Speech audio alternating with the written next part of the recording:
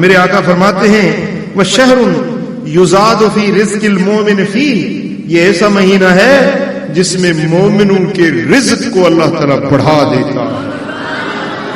سارے سال کے اندر جتنی روزی ملتی ہے رمضان میں اللہ تعالیٰ اس میں بڑھا چڑھا کر برکتوں سے مالا مال کر دیتا ہے۔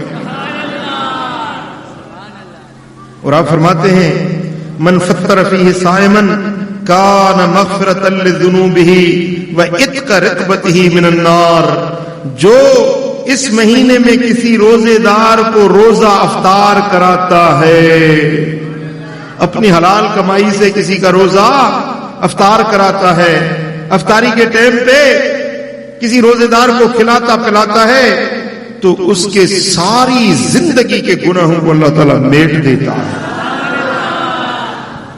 اور ایک روزے دار کو کوئی روزہ افطار کرائے اس کو ایک غلام آزاد کرنے کا اجر اس کے دفتر میں لکھ دیا جاتا ہے۔ سبحان اللہ۔ وَكَانَ لَهُ مِثْلُ أَجْرِهِ مِنْ غَيْرِ أَنْ يَنْقُصَ مِنْ أَجْرِهِ شَيْءٍ، اس روزہ افطار کرنے والے کو بھی روزہ رکھنے والے جتنا ہی اجر ملتا ہے، اور اس روزے دار کے اجر میں بھی کمی نہیں کی جاتی، اس کو مکمل اجر ملتا ہے۔ مثلا اس فقیر نے روزہ رکھا، میں نے اس کو روزہ افطار کرایا تو اس کو اپنے روزے کا اجر مکمل ملے گا اور اتنا ثواب مجھے بھی ملے گا کیونکہ میں نے اس کو روزہ رکھایا، روزہ کھلایا۔ سبحان اللہ، کتنی اللہ تعالیٰ کی کرم نوازی ہے اپنے بندوں پر رمضان کے ماہ میں۔ اور قالو یا رسول اللہ لیس کلنا یجد ما یفطر الصائم، صحابہ میں سے کسی نے کہا کہ یا رسول اللہ ہم میں سے ہر کسی کے پاس تو اتنا نہیں کہ ہم روزے دار کو روزہ کھلوائیں، کسی کو روزہ افطار کراتے پھرے، ہم تو خود غریب آدمی ہیں، ہم خود مسکین آدمی ہیں۔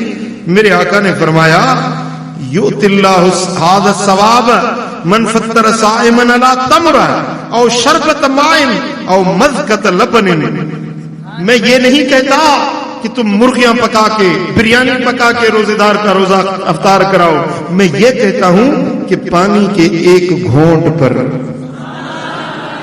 دودھ کے ایک گھونٹ پر یا کھجور کی ایک پیشی پر کسی کا روزہ افطار کراؤ تو تمہیں بھی روزے دار جتنا اجر اور ثواب ملے گا۔